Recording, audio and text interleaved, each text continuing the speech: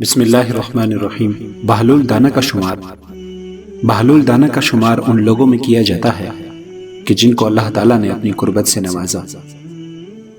یہ لوگ اللہ کی ذات کو ہر وقت اپنے ارد گرد محسوس کرتے ہیں اور اسی وجہ سے ان سے گناہ سرزد نہیں ہوتے، اور یہ لوگ دوسروں انسانوں کی رہنمائی اور ہدایت کا ذریعہ اللہ تعالیٰ بناتے رہتے ہیں۔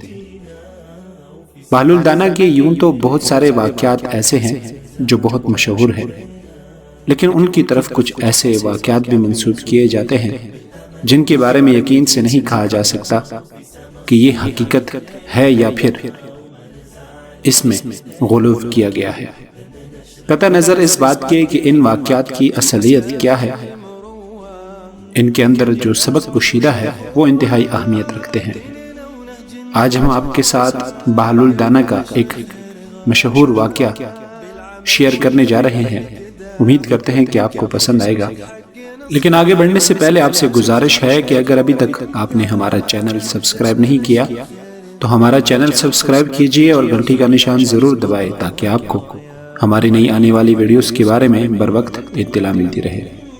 بہلول دانہ جب زندگی کی عیاشیوں کو چھوڑ کر، سہولتوں کو چھوڑ کر اللہ تعالیٰ کی تلاش میں نکلا تو اس نے ویرانے کا رخ ہاتھ میں آتا ہے۔ آپ کی کاریگری سے وہ بالکل نیا دکھائی دینے لگتا ہے۔ آپ مجھے بڑے سمجھدار انسان دکھائی دیتے ہو، آپ سے ایک مشورہ کرنا ہے۔ وہ شخص کہنے لگا، بہلول نیکی اور پوچھ بتاؤ کیا بات ہے؟ بہلول کہنے لگا، دراصل میرے پاس کچھ رقم ہے اور وہ میں چاہتا ہوں کہ ایک جگہ جمع کر کے رکھوں۔ اس شخص نے پوچھا، کتنی رقم؟ بہلول کہنے لگا، دراصل میں نے مختلف جگہوں پر رقم چھپائی ہوئی ہے۔ یہ جو میری گارڈ ہے یہاں پر میں نے کوئی 100 کے قریب اشرف۔ میں اس طرح کرتا ہوں کہ وہ تمام رقم نکال کر اس گاٹی کے پاس دبا دیتا ہوں۔ تم تو جانتے ہو کہ یہاں پر لوگوں کا گزر بہت کم ہوتا ہے اور میری وجہ سے یہاں لوگ آتے بھی نہیں کہ یہ دیوانہ ہے، کہیں لینے کے دینے نہ پڑ جائے۔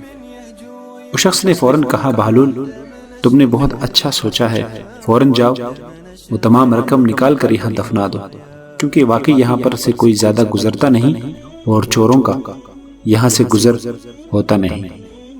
بہلول نے سلام کیا اور وہاں سے چل دیا۔